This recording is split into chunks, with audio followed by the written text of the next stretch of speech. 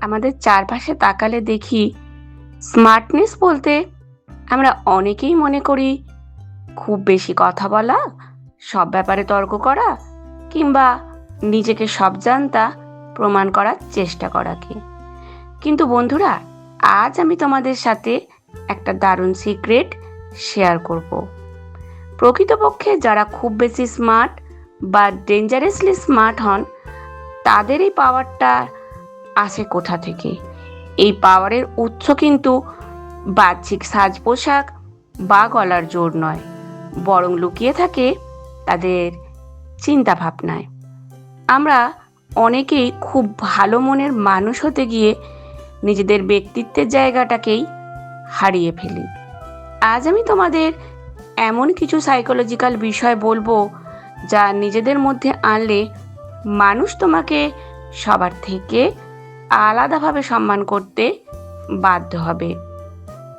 নমস্কার বন্ধুরা, আমি লাবণী। আমার এই ছোট্ট পৃথিবীতে তোমাদের সবাইকে স্বাগত। আশা করব তোমরা সবাই খুব ভালো আছো আর সুস্থ আছো। তোমাদের কাছে আমার একটাই অনুরোধ, আজকের ভিডিওটা স্কিপ না করে তোমরা পুরোটা দেখবে। কথা দিচ্ছি আজকের ভিডিওটা অবশ্যই তোমাদের কাজে লাগবে। আমরা প্রায়ই এমন কিছু ছোট ছোট ভুল করি যা আমাদের নিজেদেরই অজান্তে আমাদের ভ্যালু কমিয়ে দেয়। তো বন্ধুরা, চলো আজ থেকে সেই ভুলগুলো শুধরে নিয়ে আমরা একটু অন্যরকমভাবে বাঁচি। সবচেয়ে আগে যে ব্যাপারটা আয়ত্ত করা দরকার তা হলো চুপ থাকতে শেখা। আমরা অনেকেই আছি যারা নিজের মনের কথা বা ভবিষ্যতের কোনো প্ল্যান সবার সাথে শেয়ার করে ফেলি।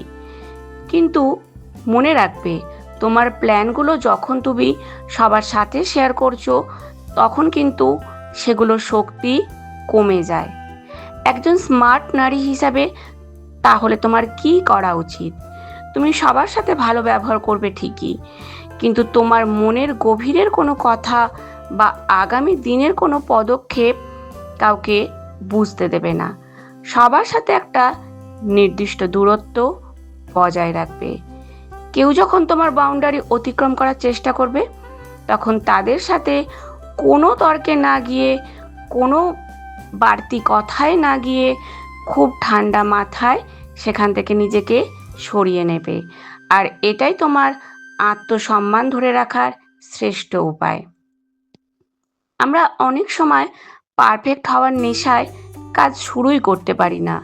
আমরা ভাবি সব কিছু 100% প্রস্তুত হলে তবেই আমি কাজটা শুরু করব।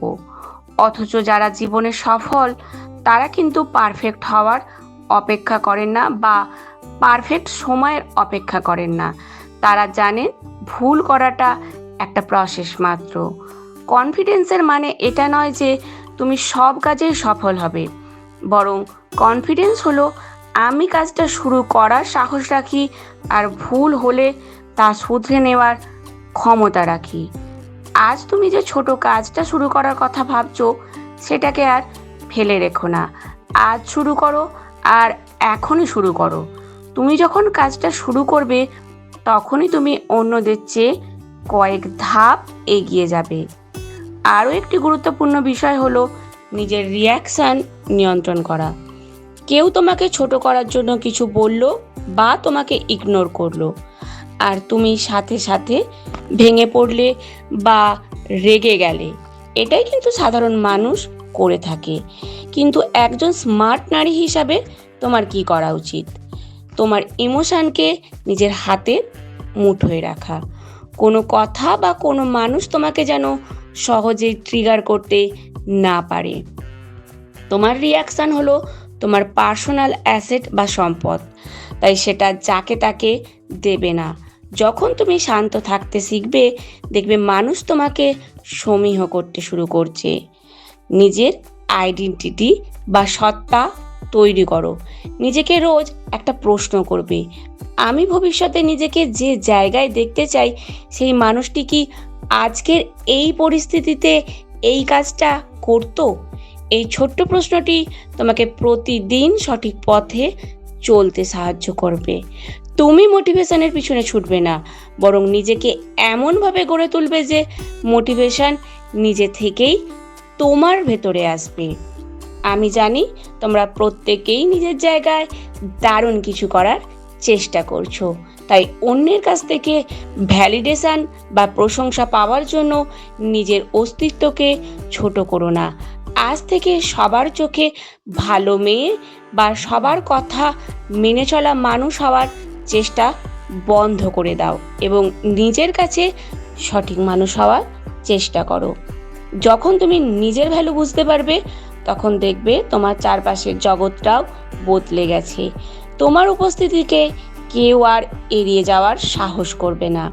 নিজের ওপর বিশ্বাস রাখো, নিজের কাজ করে যাও, দেখবে দিন শেষে তুমিই জয়ী হবে।